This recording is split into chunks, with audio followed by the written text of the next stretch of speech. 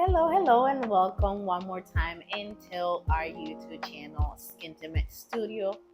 Like I promised last week, I was gonna make a video with our 5 top stuff on what errors not to make when you are opening your business. And when I'm talking about business, I'm talking about permanent makeup business. Don't forget to like, comment, and subscribe.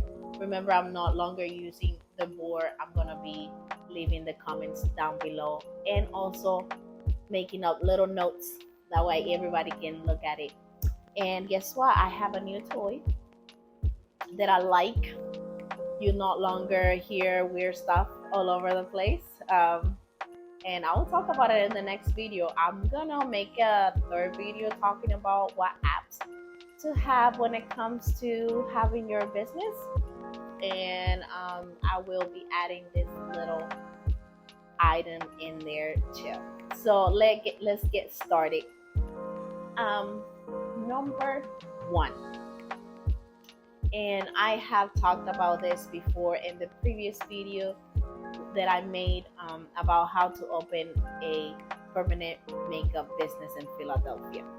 And what I mentioned was not to use a third party to open up your business. Why? Because when I was opening up my business, I started it and I only had like a month. When I finally found my place, I had a month to have all my paperwork ready.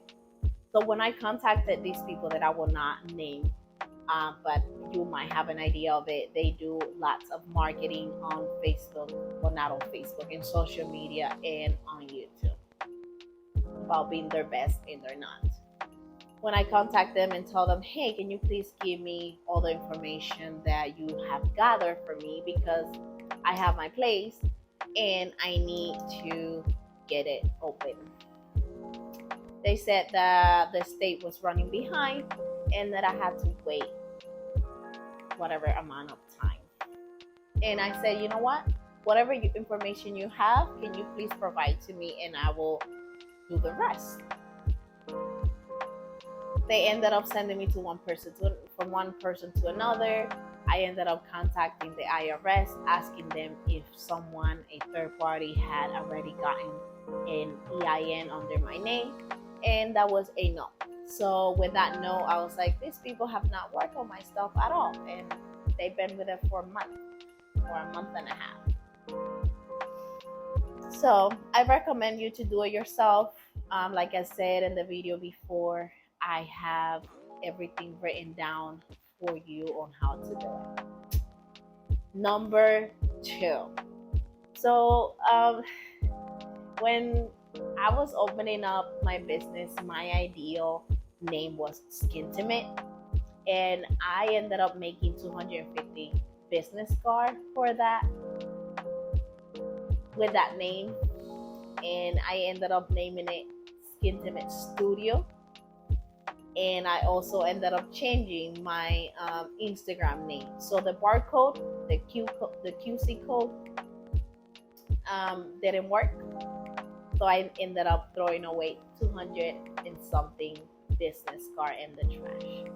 My recommendation for you is to only do 25 business card in the beginning, and then once you have everything set up and you already know what name it's gonna be used for your studio, then you can go ahead and do as many as you want.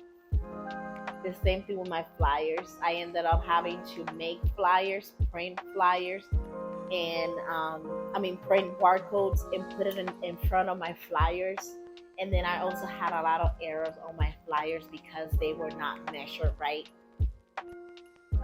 Thank God this brain worked and I was able to use the front of the flyer, print out a new barcode with my new Instagram in it, paste it in there, and I was good to go. But yeah. Number 3. This is a big one.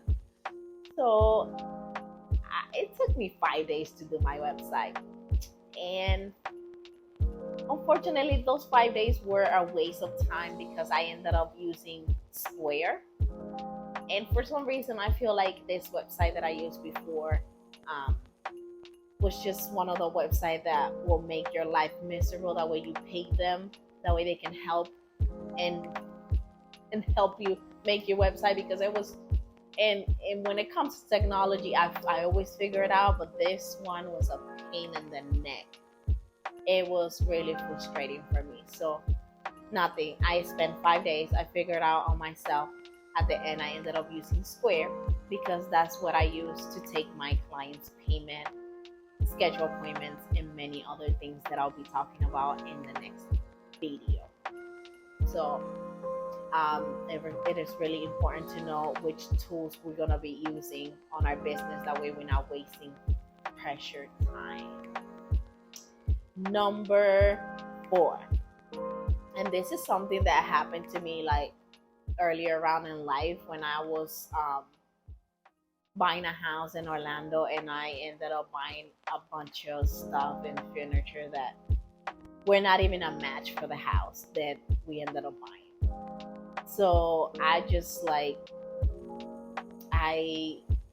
said to myself, I will no longer do that. I will no longer buy anything until I'm there, until I know how big it's gonna be, until I know what color I'm gonna put in the wall. Like, for example, my studio, when I got it, it was already painted black and white. Why would I spend money on repainting the whole thing just because I have an idea of how it's gonna be designed? No, that was a plus for me. I saved so much money just going in there and fixing some little details. So do not buy anything until you know how big is the place, where is it, what color is painted already. Like, you should just wait. I ended up getting so many deals. There was a girl from Buffalo, New York. She was selling her whole spot with the furniture, with everything in it. And I was really tempted. I was super tempted. Like, really tempted. And I was like, no, I'm not going to get it. Good price. It's a really good price. But no, I stick to the plan, and that's what I did.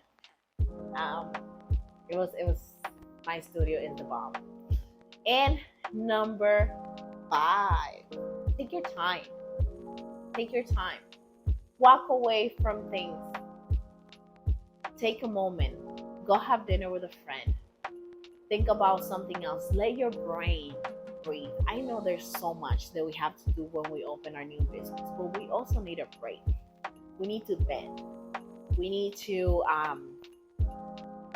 let ourselves breathe. So that's the top 5. Like, that number 5 is it. I had to walk away a few times from that website, that it was a pain in the neck. And I'm not gonna mention the name, but whatever. Anyways, thank you so much for watching this video. Don't forget to like, comment, and subscribe. I'll be coming up with the next video next week on what tools and what apps to use when it comes to having your business up and running. All right, I'll say bye to all of y'all. Kisses for everybody, and have a nice day.